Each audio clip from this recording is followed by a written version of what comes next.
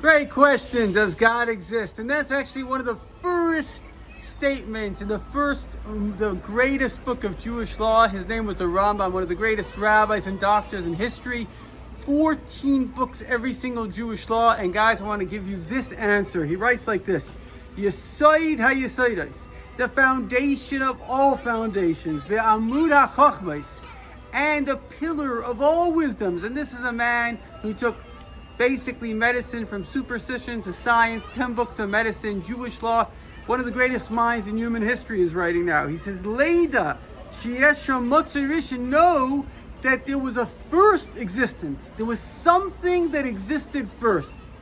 V'hu Mamsi Kol Nimtza, and he is the one that brings every other existence into existence. In other words, everything else didn't exist. This one entity that first existed, it is the entity that brought every other existence into existence.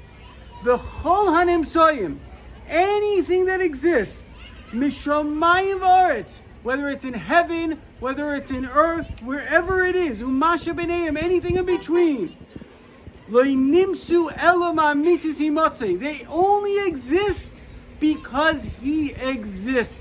Interesting statement. You have to have a first existence which brings other existence. For example, if I'm a computer programmer, I make a whole program. There could be millions of universes and everything, but there's got to be a programmer. Without a first existence, you don't have a second existence. Now listen to this. V'im yal al hadas. Now if you think Shehu Einei Motzei, you say, well, God, a lot of people think, for a while I was an atheist too. You say, I don't see God. Einei Motzei, he's not here.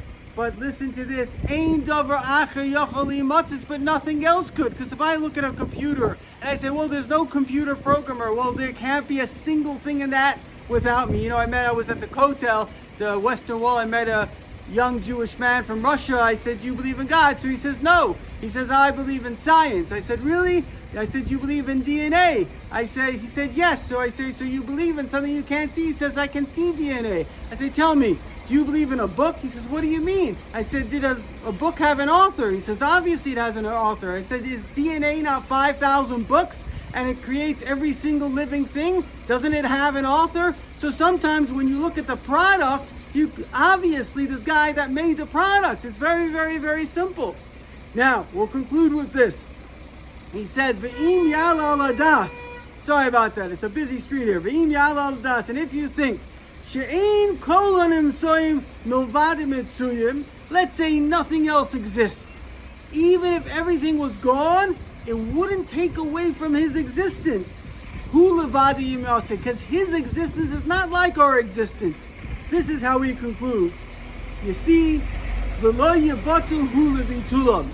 Even if, God forbid, everything else disappeared, he would not disappear. Just like if I made a computer and the whole screen disappeared, still it doesn't make me disappear because I made the screen, I made everything inside that. Everything that exists needs him. It needs him for the existence.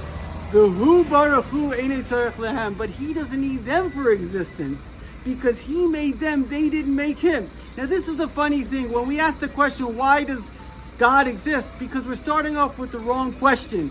My brain, even the first discoverer of God, Abraham, he thought about the world. He said, how could all these things interact?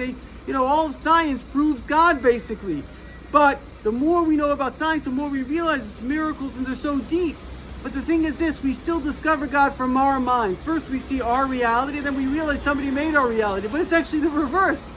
He existed and he discovered our reality. He thought about us and we're an offshoot of him. He's not an offshoot of us. Don't forget that. His truth, real truth, means it exists forever. Now it could be the sun will exist forever, maybe people, maybe the species continues, but we only exist because he chooses us to exist. We're dependent on him, just like the computer inside. Maybe that computer goes on forever, that screen goes on forever, that game goes on forever, but if somebody didn't program it, if somebody's not making it happen all the time, it just ceases to exist. So the answer to the question is, why does God exist? The answer is, he just does.